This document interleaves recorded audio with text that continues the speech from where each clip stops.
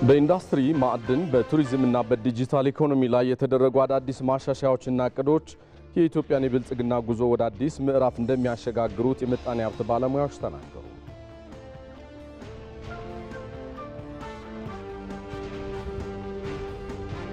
በሀገረ መንግስት ታሪክ ጠንካራና ተሻጋሪ ተቋማት ያለመገንባታቸው ኢትዮጵያ የባህር በር ጭምር እንድታጣ እንዳደረጋት ምሁራን ገለጹ።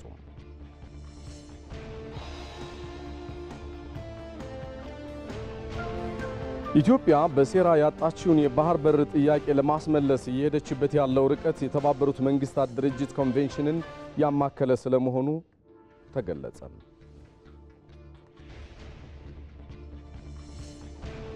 የካናዳው ጠቅላይ ሚኒስትር ማርክ ካርኒ ቻይናን ሊጎበኙ ነው የሚለውን ከውጭ ይዘናል።